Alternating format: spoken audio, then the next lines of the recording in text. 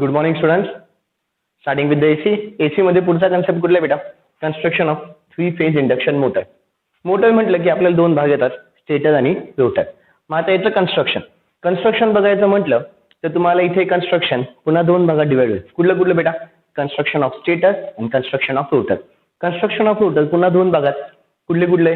Squirrel cage rotor आणि अजून slip ring or wound type of rotor. दोन भागात डिवाइड होतात. ठीक आहे. म्हणजे कन्स्ट्रक्शन आपल्याला स्टेटरचं बघायचं आहे, construction of squirrel cage rotor आणि construction of slip ring or wound type of a rotor. लक्षात येते तीन कन्सेप्ट आहे. आता पहिला कन्सेप्ट कुठला? Construction of stator. पुढचा कन्सेप्ट कन्स्ट्रक्शन ऑफ रोटरचे दोन टाइप असल्यामुळे construction of squirrel cage rotor. पुढचा आहे construction of slip ring or wound type of rotor.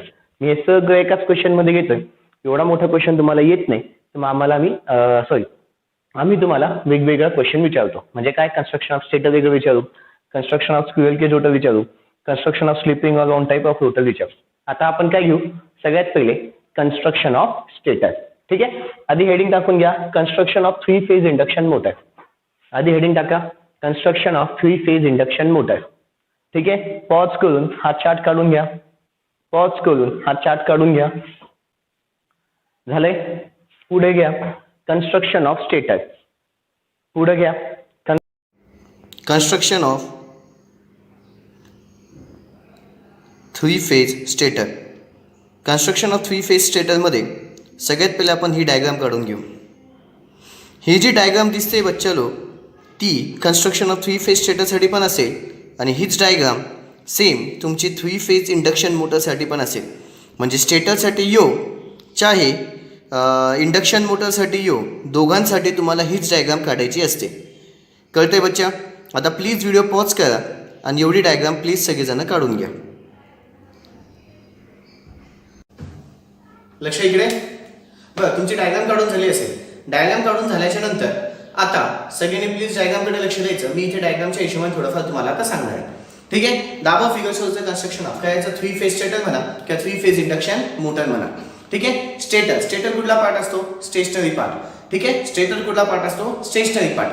त्याच्यानंतर stator is made up of कशापासून बनलेला असतो? Silicon steel stamping. कशापासून बनलेला असतो? Silicon steel stamping.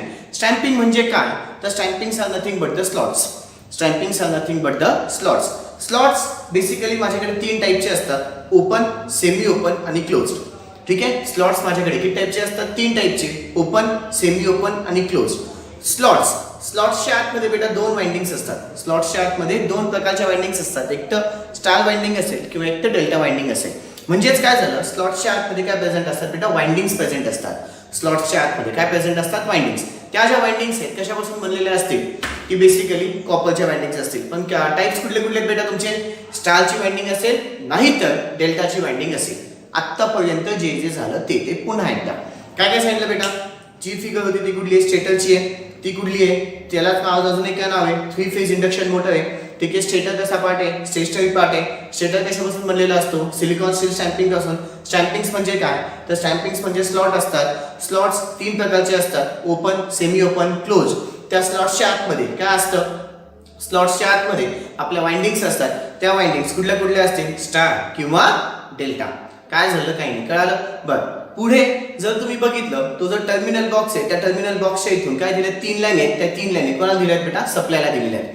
लक्षात येत आहे? तो जो टर्मिनल बॉक्स आहे त्या टर्मिनल बॉक्स पासून काय दिले? तीन लाईनी दिलेल्या आहेत. त्या तीन लाईनी कोणाला दिल्या आहेत? सप्लायला दिलेल्या आहे. हे सगळं कन्स्ट्रक्शन माझं कोणाचं झालं? स्टेटरचं. हे सगळं कन्स्ट्रक्शन कोणाचं झालं बेटा? स्टेटरचं. आता याच्याबद्दलची लिखापडी. चलो start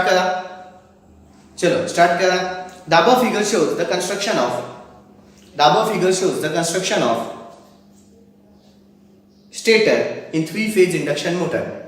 The above figure shows the construction of stator in three phase induction motor. Putsa point. Stator is a stationary part. Stator is a stationary part. Stator is a stationary part. Stator is a stationary part. Putsa point here. Stator is made up of silicon steel stamping. Stator is made up of silicon steel stamping. Stator is made up of silicon steel stamping. Stampings are made up of slots. Stampings are made up of slots. Slots are basically of three types. Slots are basically of three types. What's the point? Slots are basically of three types. First, open. Second, semi-open. Third, closed. First, open. Second, semi-open. Third, closed. What's the point? In these slots, there are presence of windings. In these slots, there are presence of windings. This winding may be of the type. This winding may be of the type star winding or delta winding. Star winding or delta winding. What's the point? The three ends of the winding, are got into the terminal box. The three ends of the winding are got into the terminal box, through which the three-phase AC supply is given.